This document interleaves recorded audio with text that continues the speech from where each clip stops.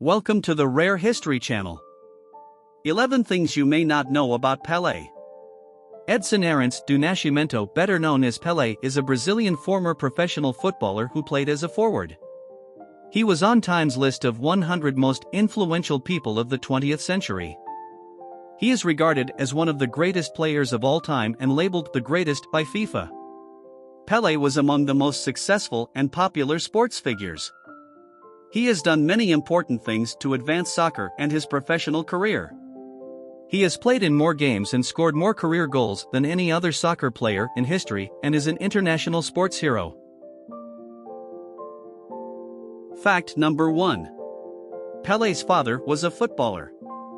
Pele was born on October 23, 1940, in Três Corações, Minas Gerais, Brazil.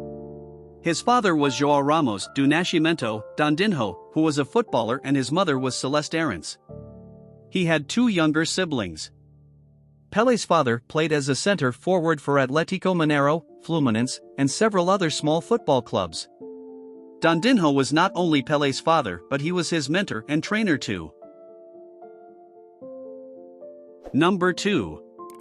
He came from a poor background. Growing up in poverty, Pele practiced his dribbling skills with a sock stuffed with rags when his family couldn't afford to buy him an actual soccer ball.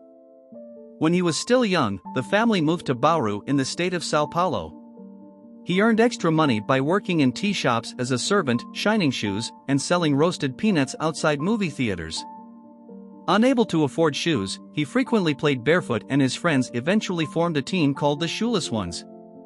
Later, barefooted games played in vacant lots became known as pelada, believed to be named after Pele. Number 3. He was named after inventor Thomas Edison. His real name is Edson Arantes do Nascimento, named after light bulb inventor Thomas Edison following the introduction of electricity to his hometown when he was born. Although he is famously known as Pele now, he did not like his nickname. In a 2006 Guardian article, Pele wrote, "I thought Pele sounded horrible. It was a rubbish name. Edson sounded so much more serious and important." He was given the nickname Pele as a kid, after he mispronounced the name of one of his father's teammates, Vasco de São Lourenço, a goalkeeper affectionately known as Bile. Number 4. He once, temporarily, stopped a war. Kissinger noted in a 1999 Time article that both sides in Nigeria's civil war called a 48-hour ceasefire in 1967 so Pele could play an exhibition match in the capital of Lagos. Santos' website elaborates that the region's military governor Samuel Ogbamudia declared a holiday and opened up a bridge so that both sides could watch Pele's 2-1 victory over Nigeria.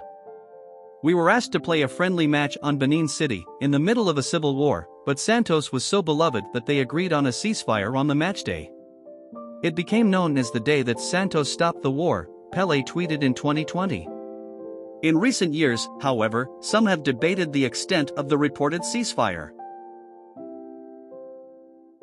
Number 5. Pele scored over 100 hat tricks. When a player scores 3 or more goals in a single match, it is known as a hat trick. Pele scored 129 hat tricks during his career.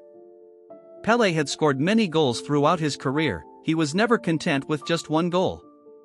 He had 92 3-goal games, 31 4-goal games, and 6 5-goal games, and once netted 8 goals in a single game. It is an incredible thing for a player to score 3 goals in one game. This player did it 129 different times. Number 6. His first contract was $10 a month. At 15 years old, Pele signed his first contract with Santos in 1956, earning just $10 a month. Pele used his pay to buy his mother a gas stove, though their town didn't have piped gas into homes then. Years later, he signed a 3-year $7 million contract with the New York Cosmos in 1975, making him the highest-paid team athlete in the world at the time. In 1961, the Brazilian government designated him as a national treasure to prevent him from being taken out of the country by international football clubs. Number 7. Pele was knighted by Queen Elizabeth II. Pele was given an honorary knighthood in 1997. He strictly cannot use the title Sir until he becomes a British citizen. As a Brazilian citizen, he was not eligible to receive an actual knighthood. If he became a Briton, the honorary knighthood would then become a substantive knighthood. Number 8. He played both sides for a match between his two teams in his final pro game.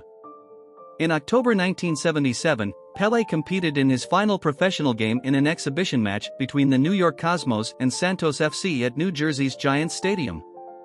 He played the first half of the game for Santos, scoring 1 goal, and then switched jerseys and played for the Cosmos in the second half. The Cosmos eventually won the match with a final score of 2-1. Number 9. November 19th is Pele Day in Brazil. After he scored what was reportedly his 1,000th career goal on November 19, 1969 playing for Santos against rivals Vasco da Gama, the Maracanã Stadium erupted. Play was reportedly halted for half an hour as fans ran onto the pitch to hold him aloft. November 19th is now celebrated in Brazil as Pele Day.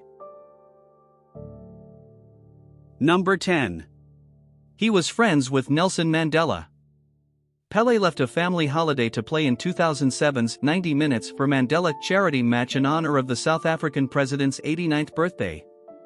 During a joint press conference, Pele awarded Mandela an autographed jersey, which the latter called a priceless gift he'd treasure for the rest of his life. "He was my hero, my friend, and also a companion to me in our fight for the people and for world peace," Pele tweeted following Mandela's 2013 death, also calling the leader one of the most influential people in his life. Number 11. He once played indoor football. In his mid-teens, Pele played indoor football, commonly known as futsal. The game is an association football-based game played on a hard court smaller than a football pitch and is mainly played indoors. Indoor football had just become popular in Bauru when Pele began playing it. He was part of the first futsal competition in the region and he played for a team called Radium. Pele and his team won the first championship and several others. With the ball on the floor being a lot quicker than football on the grass and players being close together, everyone was required to think faster. Pele credits futsal for helping him think better on the spot and being a great footballer.